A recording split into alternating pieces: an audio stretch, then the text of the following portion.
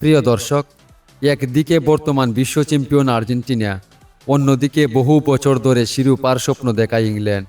কিন্তু প্রশ্ন হলো, এই মহারণে কার হাসি ফুটবে? ইতিহাস কি আবার আর্জেন্টিনার পক্ষে কথা বলবে, নাকি ইংল্যান্ডে লিখবে নতুন এক অধ্যায়? আপনি কি জানেন এই দুই দল বিশ্বকাপে কতবার অংশ নিয়েছে? কে জিতেছে বেশি ট্রফি? আর 2026 বিশ্বকাপে কোন দল এখন পর্যন্ত দেখিয়েছে সবচেয়ে ধারাবাহিক পারফরম্যান্স? আজকের ভিডিওতে আমরা জানব দু দলের বর্তমান ফর্ম, বিশ্বকাপ ইতিহাস, শক্তি দুর্বলতা এবং এমন কিছু তথ্য যা ম্যাচটি দেখার আগেই আপনাকে আরও রোমাঞ্চিত করে তুলবে। তাই ভিডিওটি শেষ পর্যন্ত অবশ্যই দেখুন, কারণ ম্যাচের শেষেই থাকছে আজকের ম্যাচ প্রেডিকশন। কে যাবে বিশ্বকাপের ফাইনালে, আর্জেন্টিনা নাকি ইংল্যান্ড? চলুন শুরু করা যাক। প্রিয় দর্শক, আর্জেন্টিনা আর ইংল্যান্ড বিশ্ব ফুটবলের সবচেয়ে জনপ্রিয় দুই দল। 2026 বিশ্বকাপে দু দলই দারুণ ছন্দে রয়েছে এবং দুর্দান্ত পারফরমেন্স করে সেমিফাইনালে জায়গা করে নিয়েছে। আর্জেন্টিনা পুরো টুর্নামেন্টে আক্রমণাত্মক ফুটবল খেলেছে।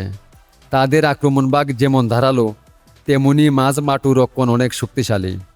কঠিন প্রতিপক্ষকে হারিয়ে তারা আত্মবিশ্বাস নিয়ে মাঠে নামবে। অন্যদিকে ইংল্যান্ডও একের পর এক ভালো পারফরমেন্স করে সবাইকে মুগ্ধ করেছে। দলটি শুধু আক্রমণেই নয়, রক্ষণেও অনেক গুছানো। ম্যাচে পিছিয়ে পড়লেও তারা ঘুরে দাঁড়ানোর ক্ষমতা রাখে। তাই এই সেমিফাইনাল ম্যাচে দু দলই জয়ের জন্য নিজেদের সর্বোচ্চ চেষ্টা করবে। ফুটবল প্রেমীদের জন্য এটি হতে যাচ্ছে একটি দারুণ উপভোগ্য লড়াই। এবার আসি বিশ্বকাপ ইতিহাসে। আর্জেন্টিনা 1930 সালে প্রথম বিশ্বকাপ খেলেছে এবং 2026 পর্যন্ত মোট 19 বার বিশ্বকাপে অংশ নিয়েছে। তারাই এখন পর্যন্ত 3 বার বিশ্বকাপ জিতেছে।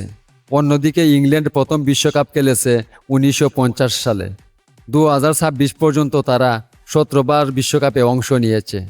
ইংল্যান্ডের একমাত্র বিশ্বকাপ শিরোপা আসে 1966 সালে নিজেদের মাঠে। সবে মিলিয়ে ইতিহাস, অভিজ্ঞতা এবং বর্তমান পারফরমেন্স সব দিক থেকেই আর্জেন্টিনা ও ইংল্যান্ড বিশ্বের সবচেয়ে শক্তিশালী দুই দল। তাই এই ম্যাচে কে জিতবে তা জানতে শেষ পর্যন্ত চোখ রাখুন, কারণ মাঠের 90 মিনিটেই নির্ধারণ হবে কে পৌঁছে যাবে বিশ্বকাপের সেমিফাইনালে।